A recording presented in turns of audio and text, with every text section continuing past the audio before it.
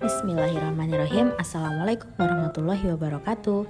Perkenalkan, nama saya Hani Restiani dengan NIM 2215079, mahasiswa IAIN SAS Bangka Belitung, Prodi BKPI. Di sini saya akan sedikit membahas mengenai tahrij hadis untuk memenuhi Oke, yang pertama adalah pendahuluan, yaitu tahrij hadis adalah penelusuran hadis sampai pada sumber aslinya. Hal ini merupakan suatu bagian dari penelitian hadis ilmiah, seharusnya merujuk pada sumber primer secara langsung, bukan pada sumber sekunder. Sumber primer itu seperti Sahih Bukhari, Sahih Muslim, Sunan Tirmizi, Sunan Abi Daud, Sunan Nasai, Sunan Ibnu Majah Musnad, Imam Ahmad Mautro, Imam Malik Mustadrak, Imam Hakim, dan Sunan Kubro Imam Baihaqi.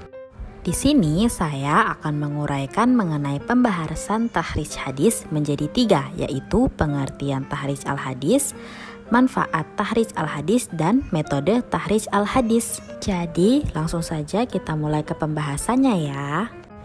Yang pertama, pengertian tahrij al-hadis. Menurut bahasa, tahrij yaitu mengeluarkan, memperdalam, menampakkan. Tahrij secara istilah juga berarti mengembalikan atau menelusuri kembali ke asalnya.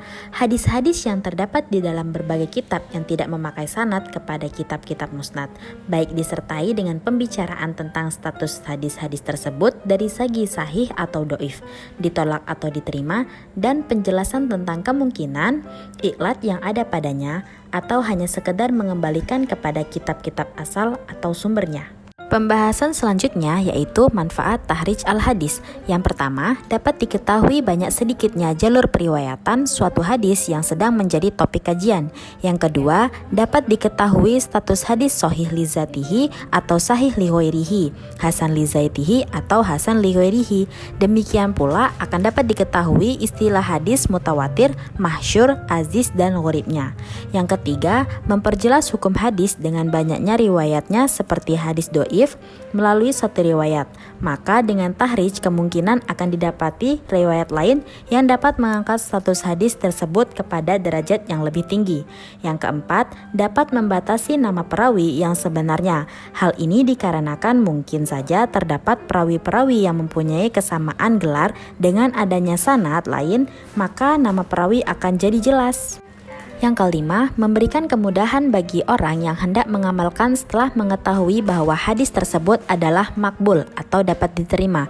Namun sebaliknya, orang tidak akan mengamalkannya apabila mengetahui bahwa hadis tersebut ditolak. Yang keenam, menguatkan keyakinan bahwa suatu hadis adalah benar-benar berasal dari Rasulullah SAW. Pembahasan yang ketiga yaitu metode tahrij al-hadis. Berbagai metode penelitian ilmiah dapat diterapkan dalam penelitian hadis. Contohnya seperti menggunakan metode deskriptif, perbandingan, normatif, dan kesejarahan. Yang pertama, metode deskriptif. Digunakan untuk menjelaskan makna matan dan lambang ungkapan perawi dalam sanad, sehingga dapat diketahui mana yang diterima dan mana yang ditolak sanadnya. Yang kedua, metode perbandingan. Digunakan untuk membandingkan antara satu sanad dengan sanad lain, atau antara satu matan dan matan lain dalam satu tema untuk memeriksa adanya keganjalan dan cacat. Yang ketiga, metode normatif. Digunakan untuk memecahkan suatu masalah. Tolak ukur penelitian matan adalah tidak bertentangan dengan Al-Quran, hadis yang lebih kuat, akal sehat, indera, sejarah, dan susunan bahasa. Yang keempat, metode kesejarahan. Digunakan untuk mengetahui ketersambungan sanad dan mengetahui kredibilitas periwayatnya. Para ahli hadis berpendapat bahwa studi matan dan kitab-kitab riwayah menjadi tidak berarti jika tidak disertai dengan i'lam al-hadis dirayah.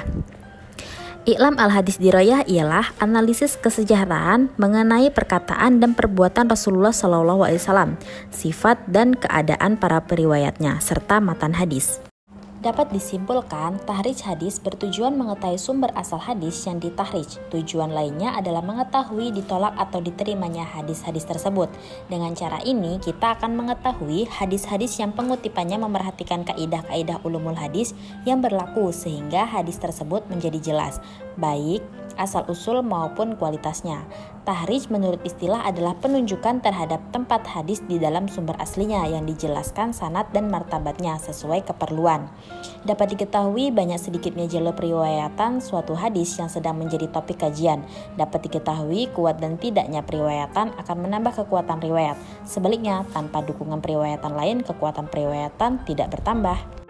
Baiklah, itu tadi pembahasan mengenai tahrij hadis. Semoga bermanfaat bagi kita semua. Saya akhiri. Wassalamualaikum warahmatullahi wabarakatuh. Dadah, bye-bye.